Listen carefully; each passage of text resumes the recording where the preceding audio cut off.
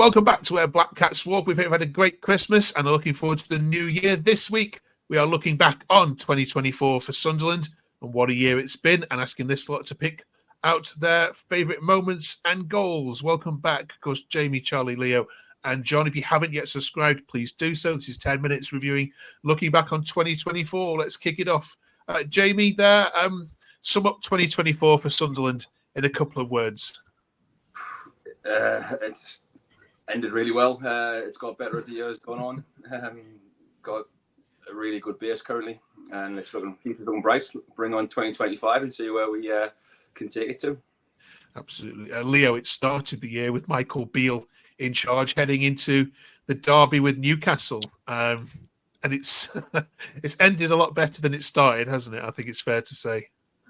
Yeah, I think my 2024 started in July for Sunderland. Because the second half of last season was just definitely something to forget, especially after how we started last season and how we were looking forward to pushing for promotion after our first season back in the Championship.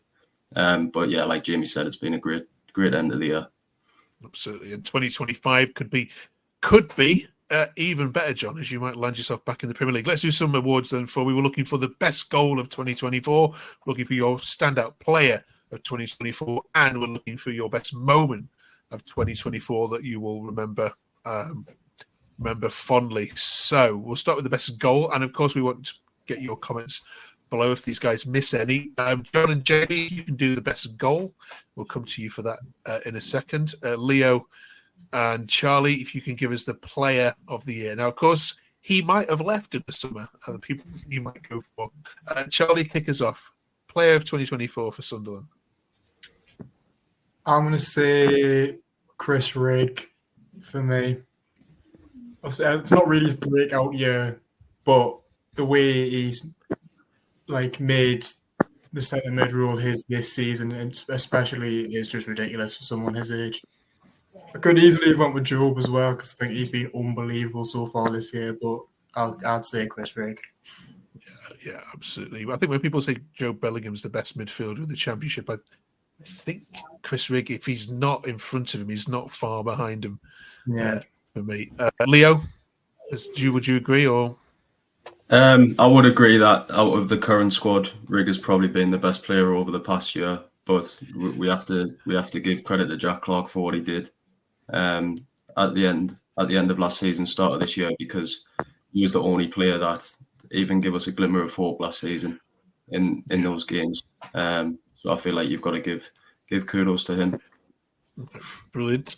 Linking up with Jack Clarke, I'm sure you might get a mention in this next award as well. The best goal of 2024. We can either go back into last season or this one. John? You know what? I think for me, I think it's the Chris Rigg goal was my favourite, which I celebrated the best against Middlesbrough when the chance has gone. And then, this 17-year-old kid, I don't know what we were all doing. We were 17, but it certainly wasn't that. I don't think we'd even think of that. He's not going away from goal. We've all seen it. And to have the audacity to do that in such a big, what we'd perceive as a big heightened game, it's just a bit of the wow factor for me. There's been plenty of quality goals. We do score very good goals, but for me personally, that was an outstanding finish. Okay. Cheeky one, wasn't it, Jamie? I think we've gone from scoring really good team goals into scoring some really good individual goals, and I think the one that sticks out for me was Dennis Sirkin against Coventry when he's picked the ball up kind of well inside his own half, and he's just gone and let fly with a rocket that's bounced out the back of the net, and it was like, wow, what a hit. Yeah. But yeah, there's a quite a few. You can probably sit down and go through the results, and there'll be several others. I think that's the one that stands out. Okay, two very good shouts there. Of course, let us know in the comments below which one you prefer, and of course we'll announce these in 7 days' time. Which one you think should win? Finally, then we're looking for the standout moment of 2024. You may all have the same one here, but we'll very quickly run around each of you to give us your thoughts on this one. Charlie, what's the moment that's got you out your seat? Is it with Melier let that goal in? Yeah, that was exactly what I was going to say. I don't really know if I actually celebrated that much. I spent a lot of the time laughing for some reason. I thought it was absolutely hilarious. But yeah, and they really deserved the point in that game. So yeah, I'd definitely go with the Brown/Melier own goal. Okay, Leo. I think just for me personally, I'm going to go with beating Burnley at home at the start of the season, because we'd had a great start of the season, but then that was our first real test. And then the feeling that everyone had in the stadium or outside the stadium after that game was that we can finally, make a push for promotion back into the Prem. So that moment stands out for me. Brilliant. John? I think for me, it's the Sheffield Wednesday result. Obviously, there was so much talking that week of how good Sheffield Wednesday were, and they were going to come up here and do this and do that. And I genuinely don't even think they touched the ball in our game. We absolutely put them to the sword, and again scored some amazing goals. And it was a real, even though obviously they haven't done as well Sheffield Wednesday since then, it was a real wow, especially moment for me anyway to think, wow, we could actually do something this season. Okay. Thanks, John. Finally, Jamie. I'm going to go for the recent win at Swansea. I think from 2 down, I think reacting that away from home to come back from 2 down and win 3-2 and score the goals in front of your own fans at that end of the ground was special for Joe to celebrate the way he did. I think that's a big one. Brilliant. If they've missed any, let us know in the comments below. Any of the shout outs you want to do, fellas? Let us know. Let us know now. Things that we've missed, people to thank.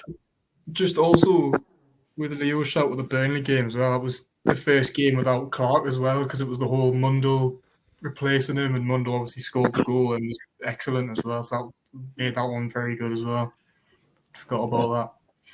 I want to give big credit to 09 for this year as well, because there was a lot of people saying that, maybe we needed to take a step up in quality in that position if we wanted to make that promotion push. And he's still, a starter 90% of the time, whether he might switch around Ballard and Meffam here and there. And he's started subbing him out recently, but he's kept his name in that team sheet all year. He's been brilliant, I think, especially this season. Good shouts.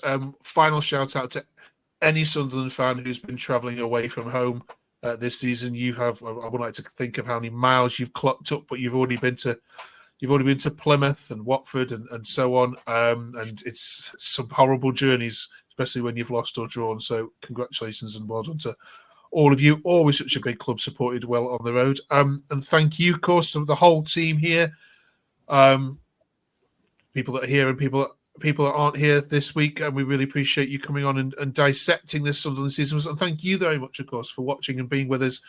We know that this is a very small podcast in relation to so many other good ones that you can listen to, but we're very, very proud of what we do for 20 minutes a week, just chatting on about Sunderland. So if you haven't yet joined us, drop that subscribe button and join us for the second half of the season, which could see Sunderland back in the Premier League.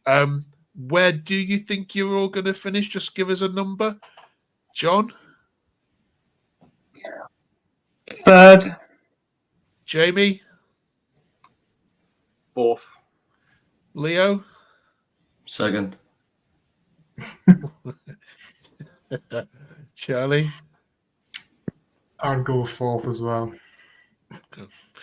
Right. I think my predictions, certainly the lowest we've got you is 5th. So you're definitely going to get a semi-final playoff at least anyway. And as it's looking like, all 6 teams are northern at the moment as well. So the Premier League is going to get a lot more northern, and so it should as well. Right. Thank you very much for watching. We hope you all have a happy new year.